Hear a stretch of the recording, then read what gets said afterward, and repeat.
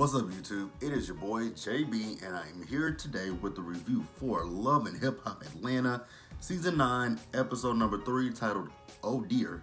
So, you guys, without further ado, let's go ahead and just jump into this episode review.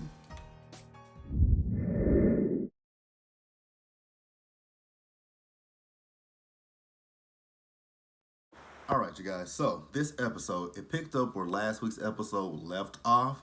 You guys remember this party that Sierra's having, which I don't know why Sierra's having a party. And you guys remember it ended with the infamous smush to Carly's face. So we start right there. Now, this whole thing, I'm gonna be on Carly's side for once. I'm gonna be on Carly's side. Because Sierra's assistant came and she just started bing, bing, binging Carly. I'm like, wait a minute, why y'all jumping in? Like, I didn't understand the whole jumping in situation. So I'm on Carly's side for like a brief millisecond because I just did not agree with that. Rashida was like, you know what, forget this. Her and Kirk left. I don't blame them. But I just really didn't understand that situation about Sierra's assistant jumping into the fight. So then we move over. We see that Carly went to press to talk to Rashida, and Bambi is going over to Sierra's place to talk to Sierra. So both Sierra and Carly are telling, their side of what happened. So Carly is talking to Rashida. Carly's talking about that Sierra's assistant Trina jumped into the fight. Now, Carly believes that she was, set up. Now, I'm like, Carly, if it was never mind. It could have been a setup. But I don't think Sierra's going to go that deep to set Carly up. I just don't think so. Could it have happened? Absolutely. Do I believe it happened? No. So, and then, Rashida's asking Carly, so what you gonna do about that, Carly? Carly's talking about she doesn't know what she's gonna do. But we find out that from Sierra that Carly had texted Sierra's mom and told Sierra's mom that she was gonna press charges against them. Cool. I mean, if that's my thing with, now see, here's my thing with Carly. We all know how Carly is. Carly likes to be big and bad, and she'll like the whole shit with Alexa Sky. She was about it with Alexa Sky, but now that again, if you got jumped, I'm not here for jumping, but you big bad Carly, so big bad Carly should be able to handle herself. So Bambi and both Sierra feel like Carly's energy is always off. Well, I mean, it's Carly. Like, listen to who we're talking about. And Sierra's talking about how she couldn't sleep the night before. I'm like, okay, that's fine. And then she's talking about how she texted her assistant Trina, telling her that she didn't need her back up. Now, here's another thing that I was thinking. So when it comes down to the whole thing, it's like, Sierra, so did you ever have a conversation with your assistant about Carly in her presence? Pretty sure you did. But I don't know why the girl felt the need to just jump into that fight. So actually, I can actually kind of understand why Carly would feel like it's a setup. God, wouldn't believe that I would ever say that I would understand Carly. But I kind of do understand Carly. So then let's move over to, so Sierra was at the glam shop and she was doing some girl's eyebrows. So she got a text message from her lawyer talking about she's going to come over there and she needs to meet with her. Now, Sierra said, you know what? Since Rashida's restaurant is down the street, I'll text Rashida to come down here. So then Rashida does show up at the glam shop. Now, here's what threw me off. So, like I said, Sierra had a client, right? Sierra told her client, I'll be right back with you in just a minute. No, you finna finish these eyebrows that I'm paying you for so I can get the hell out of here. I don't have time for this Mona shit. But the lawyer shows up and she tells Sierra, they found the footage. I'm like, y'all mysteriously found this footage. Now, the footage that Mona has, because the camera crew was at that funeral. So, just, never mind. More Mona shit. Mona shit. That's what we're going to call anything that has Mona Scott's name all over it. Mona shit. So yeah. Excuse me, y'all. So the footage basically shows that Sierra was not the aggressor, so it exonerates Sierra. Yippee. Sierra starts crying, that makeup starts flowing. I'm just like, ugh. So then, to close out the situation with Sierra and them, We then see Sierra. So, now that Sierra is, cleared of all the charges, Sierra's going to church. I'm about to say going to jail, but she's going to church. And this church scene kind of threw me off just a little bit.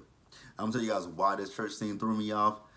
It was, number one, it was dark. I'm like, so are y'all at Bible study? Like, what are y'all doing? Because I don't know too many churches that have night services unless it's like revival week.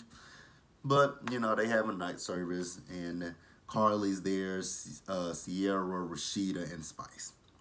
So then they go outside. Carly, all of them talk. And Rashida's like, if this friendship is meant to be, you guys need to figure out a way to, get past this situation and make your friendship work. So Spice and Rashida lead those two to talk. Sierra does apologize to Carly. Carly wants to be dramatic and go on and on about, my friend Karma, she'll bite you in the ass. And I'm just like, Carly, it's either yes, Sierra, I forgive you, or no, Sierra, I don't forgive you. Stop with all the fucking theatrics. Like, that's my problem with Carly. She's just theatrical for no fucking reason. But that is it for those, for Sierra, Carly, and Rashida for right now. So let's move on. Alright, so next, let's move over to Mimi. So, Mimi has to let us know that things are really good between me and Stevie right now because of his wife, Faith. I'm getting my child support checks because of his good relationship with Faith. Okay, Mimi, we get it. So Mimi's talking about how Stevie's been texting her. It's not like, really, it's not sexual or anything like that. But, I've been on this receiving end before from Stevie.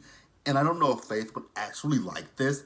He's talking about he wants his relationship with Eva and with me. Okay, Mimi, you're his baby mama. What's wrong with that? As long as he's not trying to give you his beefcake, you're good. But he did mention his beefcake in this scene. But I'm like, why, Stevie? You're married to Faith. Do you still want Mimi? Part of me thinks he does. But yeah, she's trying to figure out what this whole thing is between she and Stevie. Stevie's like, I look at you as family now. And I want you, I want to be able to talk to my friend about my relationship and get advice from my friend. No, Stevie, it doesn't work that way. Mimi is your ex and your baby mama.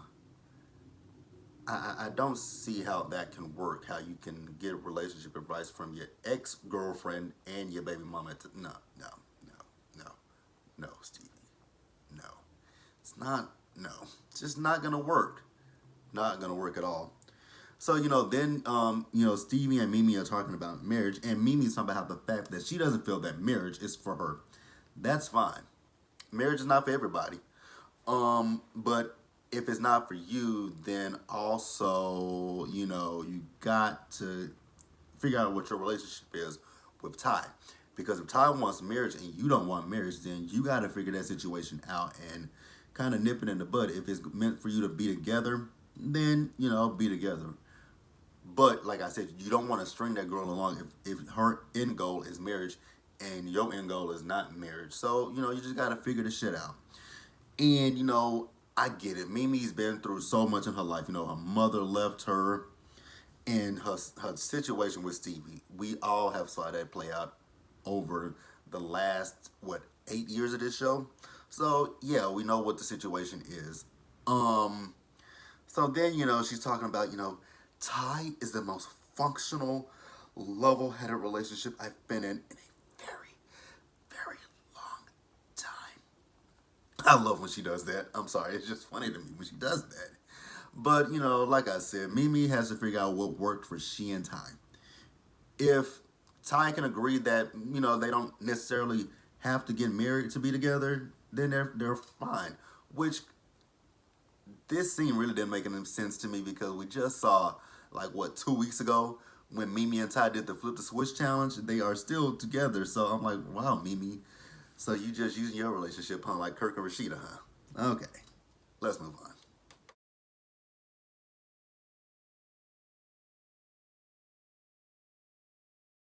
All right, you guys. So I'm debating on which scene I want to talk about next, but I think I figured it out. It's going to be the surprise party that Mama D had for Scrappy.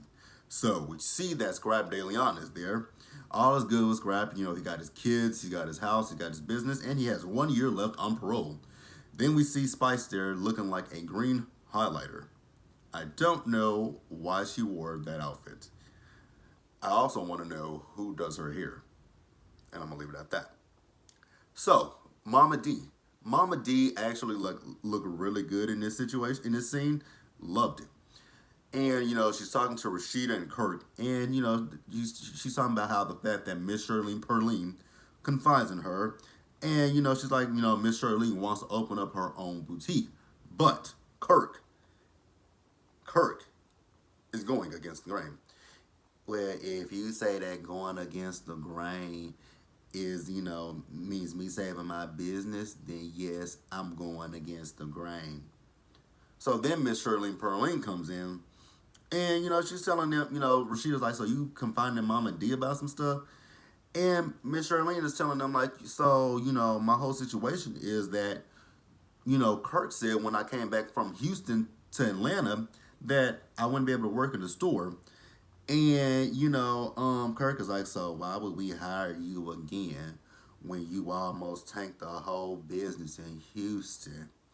Like, I asked Rashida, do you think your mama purposely make the sales low just to come home? And Miss Charlene was like, no, that's not what I did, Kirk. Not at all. So they in that situation. So then we see Jock. He's talking to Scrappy because Scrappy came in and they yell surprise to him.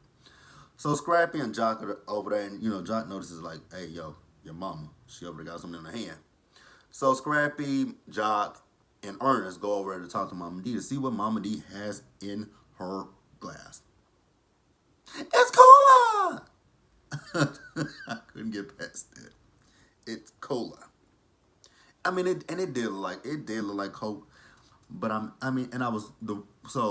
it looked like Coke. It looked like Coca-Cola, but it also looked like it could have been like some like brandy, cognac, any of the brown liquors. It looked like it could have been that, and I'm gonna say the reason why it looked like it could have been on brown liquor is because it had no ice in the glass.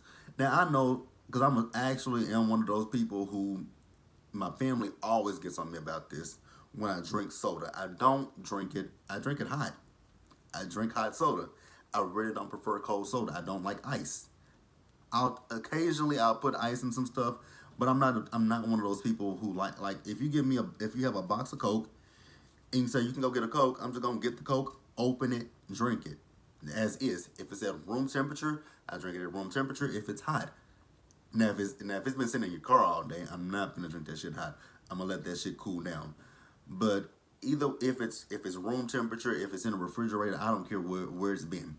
As long as, like I said, as long as it ain't been in your hot trunk, we're fine. Because I live in Texas, and you guys, the summers in Texas are really hot. So if you can get us, if you leave a soda in the car in Texas in the summer, that bitch is gonna be hot as fuck because we usually have 100-degree weather here. If you're not from Texas, you've never been to Texas. But yeah. So I mean, I believe Mama D.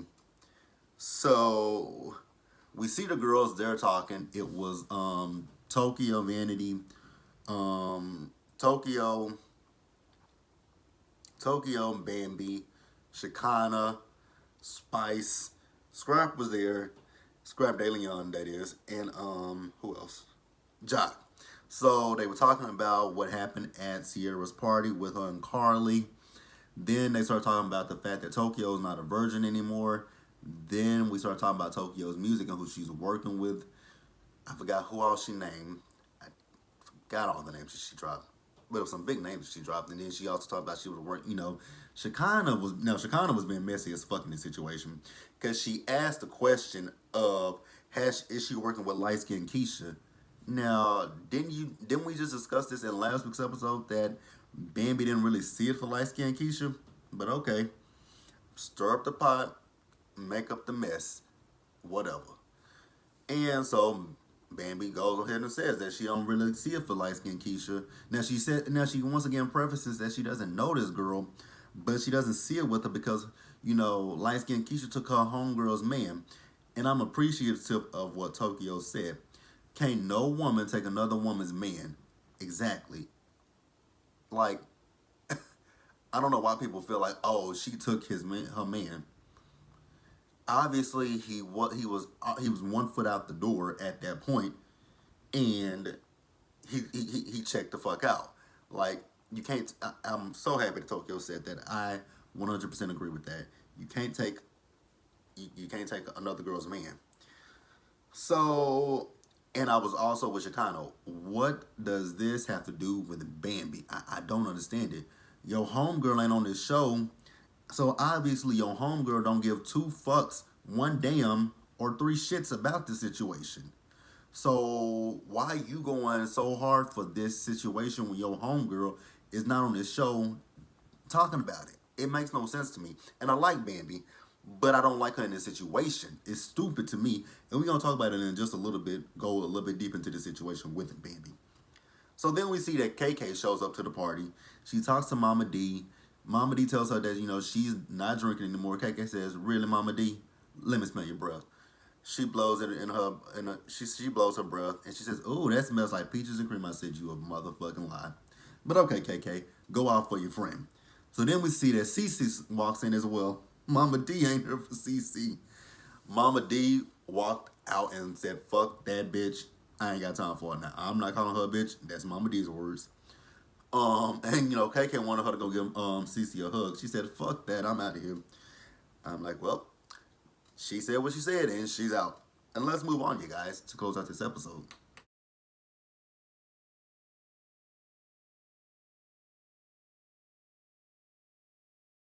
All right, you guys. So then let's just talk about light skinned Keisha and Coco.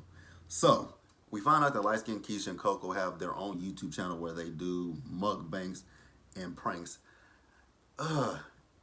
I don't know how people do those mukbangs. I'm sorry. I don't know. I don't know how people watch them. I just can't sit there.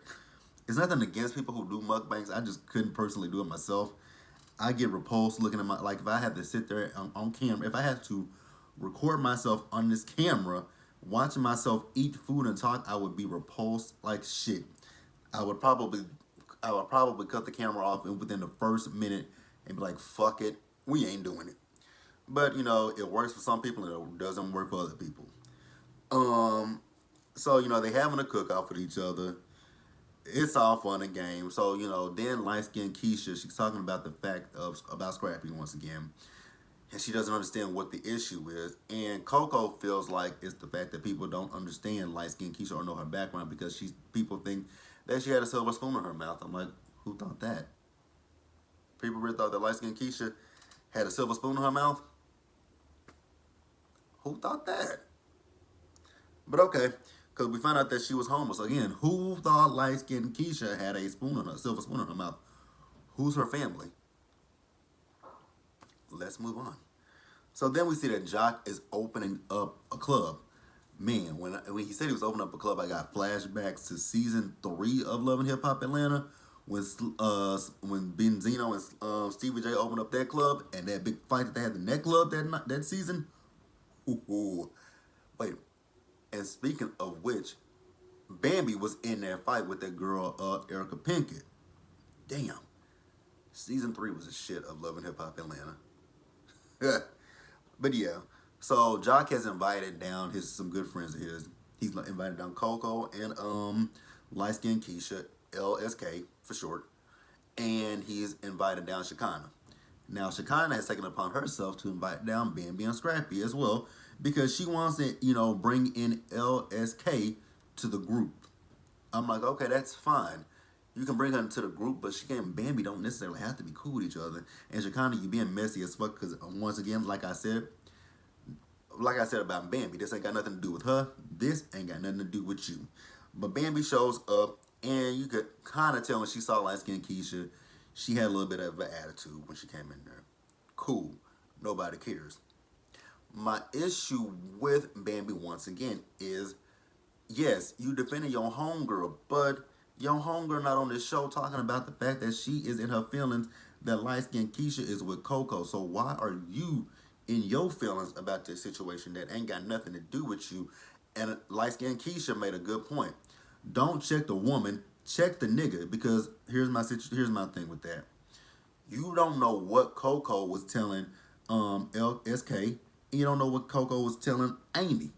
So you just going off of what Amy says, but you don't know what Coco was saying to light skinned Keisha. He could have been saying that, me and her, we broken up, it's a done deal.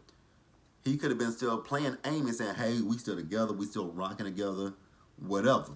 You don't know the situation. So for Bambi to just get so intertwined in the situation, I don't understand it.